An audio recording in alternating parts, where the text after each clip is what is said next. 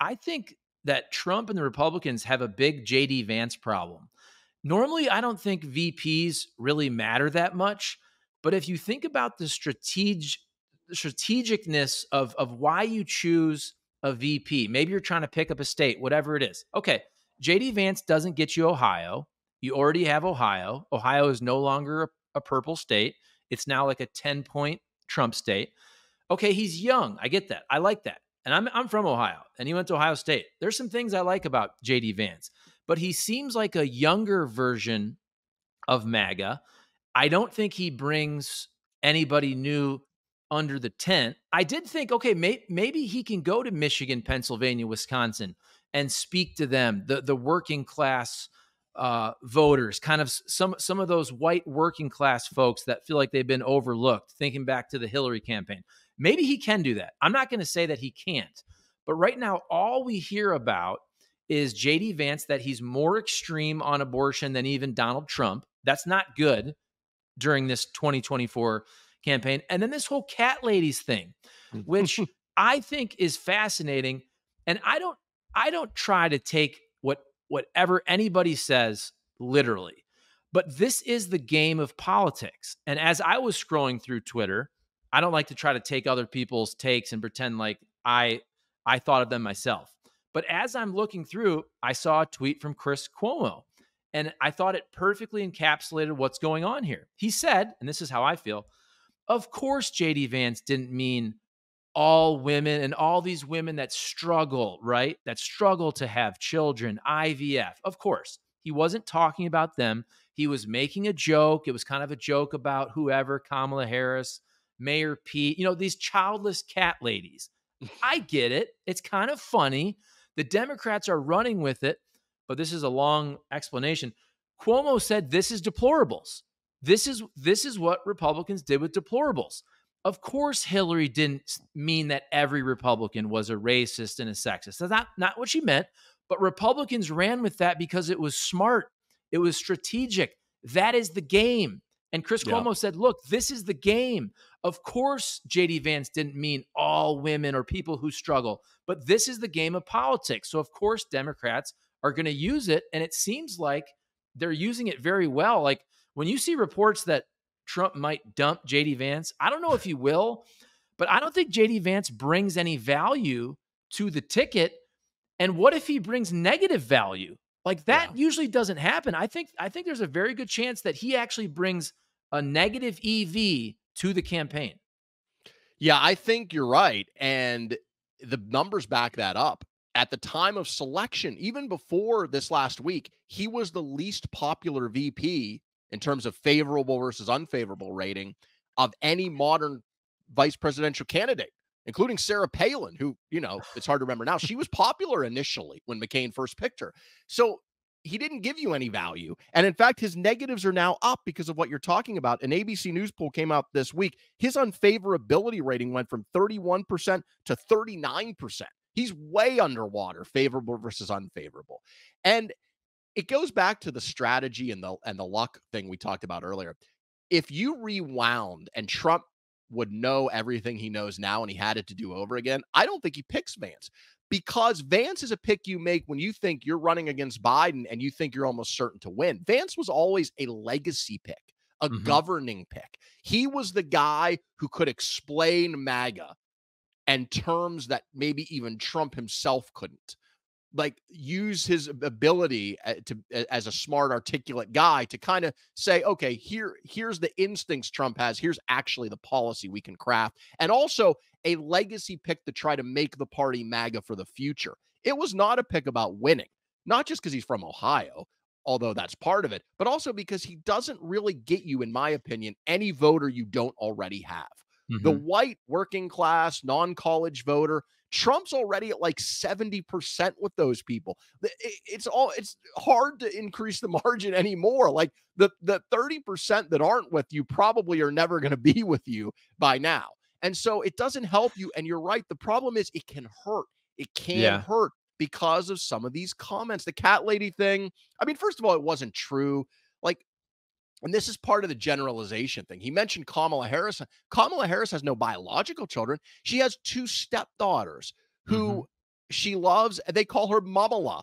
It's like a thing. It's on her Twitter bio. She's Mamala. Like, so that kind of, now you're like shitting on like step parents where you don't have Yeah. biological children. So you're not invested in the future. And it's also just at base, it's a really dumb argument because it implies that the only way you would care about the future or want things to be better is if you have children, which is such a weird thing because I cared a lot about the future and wanting politics and things to be better before I had kids, right?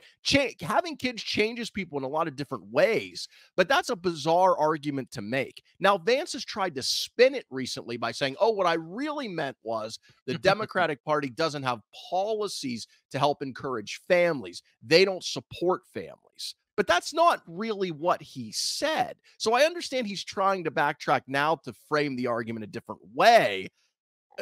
But good luck to him. But that is kind of the way that he's trying to spin it now.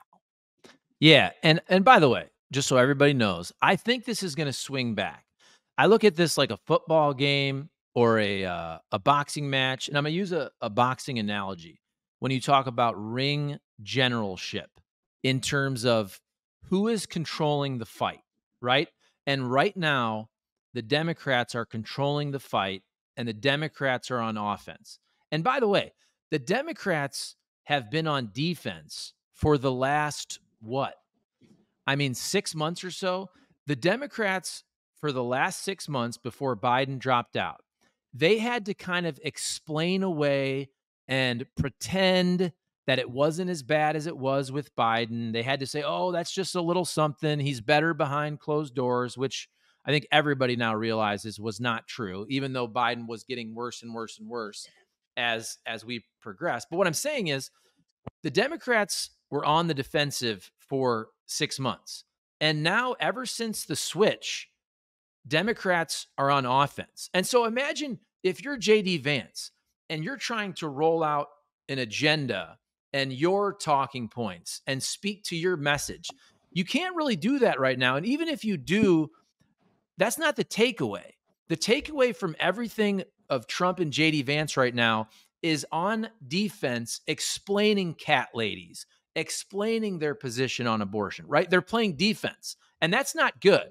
And just so everybody knows, this is going to switch. I'm sure a month from now, the Democrats will get a nice bump from their convention. Something will happen. The Republicans will be back on offense soon. But right now, between switching Biden, a good early couple weeks for Harris, a lot of negatives for JD Vance, you've allowed the Democrats to be on the attack. And the Republicans right now are on their heels in terms of strategy. And that is not a good thing for them. No, it's not. And I think, we talk about luck. Of all the weird things that may have influenced this election, who would have thought that Kristi Noem killing her dog would potentially be a factor? Because I really think she would have been the pick. I think Trump's instinct was to have a woman. I think he liked Kristi Noem. She did not run against him, even though people thought she might. She said, I don't think I could beat him. Trump loves that. And so in the betting market, she was first or second for a long time. And then that biography came out. There was a quote from unnamed House Republican. The Hill, which is one of the articles that covers Congress very well. They did a story last week about how House Republicans are like, what the hell was Trump thinking with this Vance pick? Now, part of that is ideological.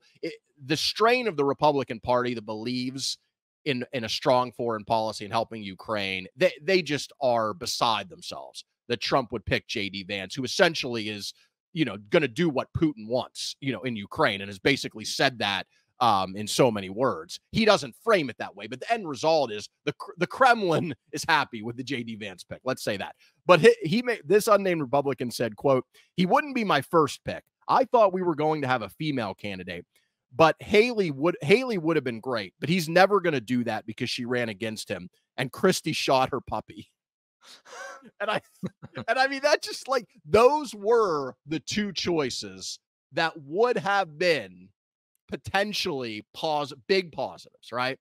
But he wouldn't do it. Haley, for obvious reasons, and Noam because, as this congressman said, she shot her puppy. So that really changed everything. And if he could go back in time now, I think he'd probably pick Doug Burgum. Like, Doug Burgum doesn't give you a big upside, but he doesn't give you a downside either. He's like a normie Republican, like someone who's been around, who's been in executive office. He would have been like the safe traditional pick. But again, I think Trump in his mind felt like he couldn't lose at that point. I don't think he thinks that anymore. But I think at that moment in time, he felt like, I can't lose. I want to set the Republican Party up to be the MAGA party of the future. And he decided to go with Vance. And it leaves Democrats with an opportunity here. If they nail their vice presidential pick, because normally vice presidential picks don't matter. But if they nail theirs, and I've said before, I think Josh Shapiro is the obvious choice, not just because he's from Pennsylvania, but because he is a potentially dynamic politician. I saw on X, somebody said the other day that he's the Jewish Obama. I don't know if I'd go that far, but like, he gives you upside in a way that I don't think JD Vance does. And look, is that going to change the race dramatically? No. But if the polls are accurate, and this is essentially a toss-up, and it's going to come down to 20 or 30,000 votes in Michigan, Wisconsin, and Pennsylvania, everything matters. Everything matters. And this is where, in my opinion, I think Trump's biggest weakness is his ego. And you can go back to 2020. Now, whether Trump really knows he lost or he thinks it was all rigged, but I've said this 5 million times. If Donald Trump just accepts the 2020 loss, he wins this presidential race in a landslide, I think. I really do. I think if he just accepts, he can bitch and complain in the same way that, Hillary said illegitimate president. But if you just accept, you don't do all the legal BS, you don't hold the rally on January 6th, you don't have people storming the Capitol. I truly believe, because Donald Trump's presidency overall was pretty good until COVID messed up the entire world, I think Donald Trump would win this election in a landslide. It's his ego that prevented that. And then if it's an ego pick to choose JD Vance because you think this is just an election you're going to win, which I don't know if he really believed that. Like, at the end of the day, it's always going to be pretty close to 50-50, whoever the Democrats throw out there. But what I do find funny about JD Vance, and I don't dislike JD Vance. I don't agree with him on a lot of things, but I find it funny because he's clearly ideologically much more extreme than Trump. And you and I both know Donald Trump just says basically whatever it takes to get elected. And I'm not even saying that's a criticism, by the way. I think Donald Trump, who was a lifelong Democrat, I think he would have run as a Democrat in 2016 if it was easier to get to the presidency. So what I'm trying to say is Donald Trump, I think at his core, is more willing to compromise to win than a lot of people. It goes back to debate when he says about abortion, well, you got to win. You got to win elections. So it's kind of hilarious to me. Here's this guy, Trump, who really wants compromise in order to win. He's paired himself with somebody who ideologically is really very right. I'm talking about right on the spectrum, on the political spectrum.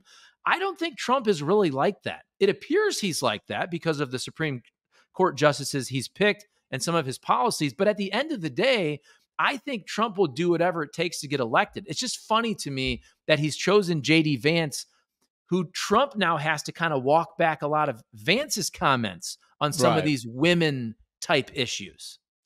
Yeah, it's weird with Trump because when he first got in to presidential politics, 2015, which seems like a lifetime ago, it was only 9 years ago, I think he was fairly close to a blank slate. I don't think he had hard, firm positions on a lot of things. And you saw that even during his first term where he would flirt with all kinds of things. Like he would flirt with gun control after one of the shootings. He came out and sounded like he was going to be for like a big gun control deal. And then the NRA got to him and that quickly went away. He flirted with a big immigration deal and that went away, like allowing, the Dreamers to stay. So I think Trump was very malleable in his positions for a long time. But I think what happened over time is he developed a philosophy. Now, he doesn't articulate it as well as others do, so it's a little harder to see what it is, but I think it is clearly there now. And I think Vance has those same instincts, the MAGA populism.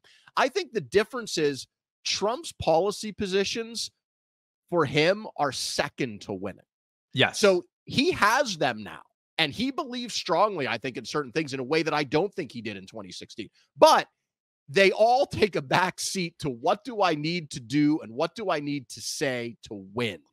And you can look, in some ways, I guess that's a good thing because it shows that you can be moved. In other ways, I think it's pretty cynical. But the point is, Vance is not really like that. I do think there is a chance, though, that Democrats do overplay their hand on the Vance thing in this way. Say what you will about Vance, but the thing I actually like about him, and I think some others like about him, is he is part of a new breed of Republicans. And Marco Rubio is in this camp. Tom Cotton, Josh Hawley from the state you're in, Missouri. These younger senators that are not hardcore, let's say, Reaganites when it comes to government policy of helping poor and middle class people. And they are more likely to say support unions. They are more likely to support some policies that go against corporate interests, which for a long time have dominated the Republican Party. I'm not saying they're Bernie Sanders. They're not, but they are not your hardcore corporate conservatives that we are used to. And I think that's a good thing. And I think that's the good part of Trump's populism. I have a lot of problems with Trump's populism, but that's the part that I think is good on the merits, but also I think appeals to these working class voters that more and more have come into the Republican Party.